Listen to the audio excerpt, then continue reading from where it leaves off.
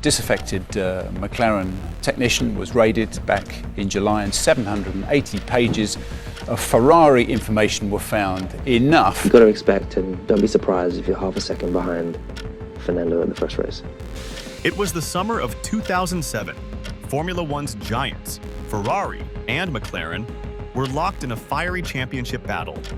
Inside the McLaren garage sat two brilliant drivers, two-time world champion Fernando Alonso and rookie phenom Lewis Hamilton, expected to share a car and a mission.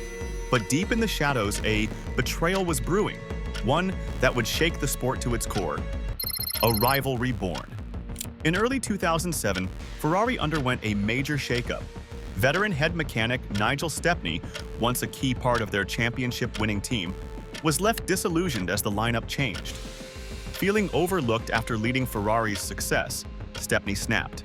In a desperate move, he pilfered nearly 800 pages of Ferrari's secret technical data and took it to old friend Mike Coughlin, McLaren's chief designer. The documents detailed everything from suspension geometry to engine maps. Now Ferrari's fiercest rivals possessed an F1 blueprint straight from Maranello's vault. The leak was so brazen, it was caught by chance. Trudy Coughlin, Mike's wife, took copies of the Ferrari files to a local photocopy shop in Surrey. An eagle-eyed clerk, a die-hard Ferrari fan, grew suspicious. The next morning, Ferrari's sporting director Stefano Domenicali opened an email that changed everything. "These documents look rather suspicious," it read. Overnight, a Ferrari insider had blown the whistle. Thus began Spygate, what Wired magazine later called the biggest scandal ever to rock Formula One racing. From silence to scrutiny, McLaren's team principal Ron Dennis and his engineers were stunned. On July 2, 2007, FIA investigators raided Coughlin's home and unearthed the 780-page dossier. Mike Coughlin and Nigel Stepney were immediately suspended and fired. The Ferrari team officially complained. In Geneva on July 26th, the FIA held its first hearing. McLaren pleaded ignorance, insisting that their car had never used any Ferrari data. Without hard proof that McLaren had benefited, the council took no immediate action. McLaren was effectively spared punishment. Ferrari and Italian fans were outraged by the decision. Ron Dennis breathed a sigh of relief, for now, but the flames of suspicion had only been buried, not extinguished. Tensions boil over. The Hungarian GP. Meanwhile, aboard the McLaren, distrust poisoned the championship fight. Lewis Hamilton and Fernando Alonso, each hungry for the title, grew increasingly at odds. Everything snapped at the Hungarian Grand Prix. On Saturday qualifying at Hungaroring, McLaren tried a secret fuel strategy. One driver got an extra pit stop fuel load. That day, Alonso held up Hamilton in the pit lane for 10 agonizing seconds, denying him a final fast lap. Lewis later deadpanned, "I lost about the same amount of time I was held up." Alonso took pole by 0.1 seconds. On Sunday morning, in a tense team meeting, Alonso exploded. He told Ron Dennis that he had email evidence about Ferrari's secret data leak on his laptop. Was it an act of blackmail to claim clear status? Either way, Alonso retracted the claim and apologized to Dennis later that morning. But the damage was done. Ron Dennis, alarmed, took Alonso's accusation straight to FIA President Max Mosley, reigniting the Spygate inquiry. The World Motorsport Council verdict. On September 13, 2007, the FIA's World Motorsport Council handed down a verdict. McLaren would pay dearly. All of their 2007 Constructors' Championship points were stripped, and the team was slapped with a record $100 million fine. The sanction was unprecedented, to that point the biggest ever handed out in sport. Effectively, the constructors' title was gifted to Ferrari. Remarkably, Lewis Hamilton and Fernando Alonso were allowed to keep their drivers' points. The FIA noted that both had supplied evidence during the investigation. Hamilton, the 22-year-old championship leader, had cooperated fully. His lawyers emphasized he had no emails regarding Ferrari and had done nothing wrong. Fernando had submitted some emails, but ended up apologizing for his role in the team drama. In the end, the drivers' title fight remained intact even as McLaren's team title vanished. Global shockwaves. The verdict sent shockwaves through F1. Mercedes boss Norbert Haug summed it up.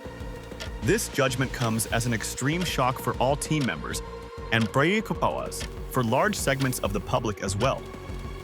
Major media outlets splashed the scandal across front pages worldwide. Fans were polarized. Ferrari supporters reveled in vindication. McLaren faithful cried foul. On pit walls and internet forums, theories flew.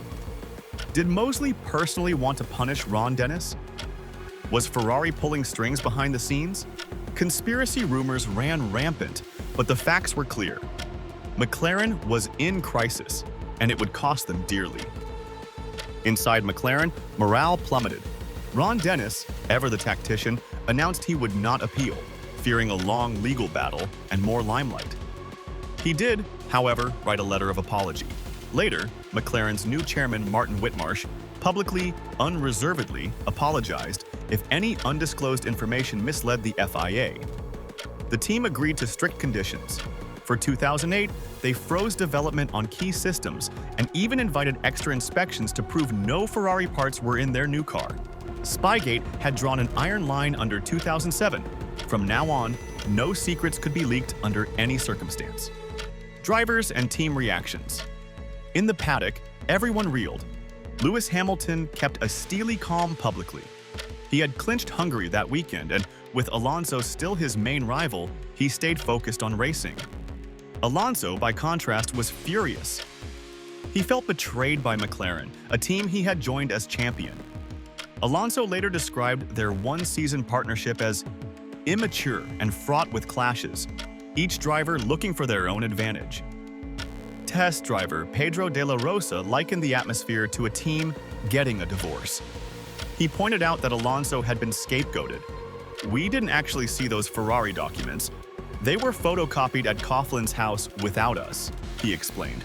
Alonso himself never claimed he leaked anything. His later words hinted he, too, had been a victim of the turmoil. Fernando admitted the years since have left little love lost. "I don't think we'll ever be friends," he conceded in a recent interview. Lewis and Fernando went their separate ways.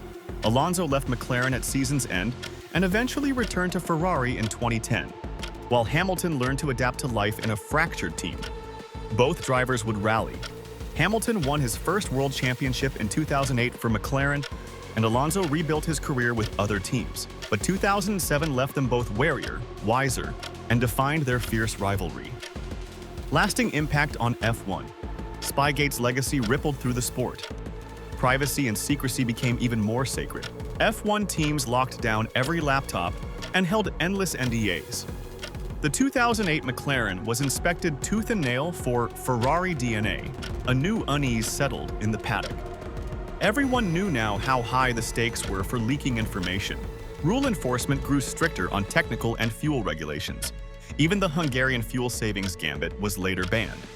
The shock also strained relationships. McLaren's bond with Mercedes, long simmering under surface tensions, was further stressed. Mercedes was a 40% owner of McLaren and ended up shouldering roughly $40 million of the fine, a cost they had no control over.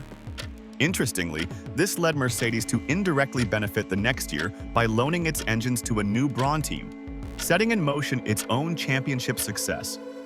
Ferrari and McLaren remained frosty rivals for years, a trust that had been shattered. And for the FIA, Spygate was a stern lesson. It reminded everyone that F1's integrity must be fiercely guarded. A final question.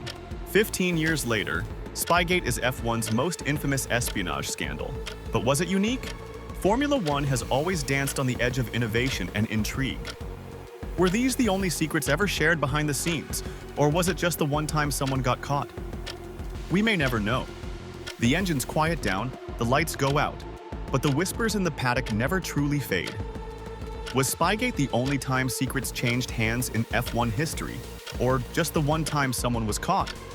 So now, we ask you, the fans, the thinkers, the true believers, was Spygate just the tip of the iceberg, or the one time Formula One couldn't look away? Don't forget to like, subscribe, and hit the bell, because this story isn't over, not by a long shot.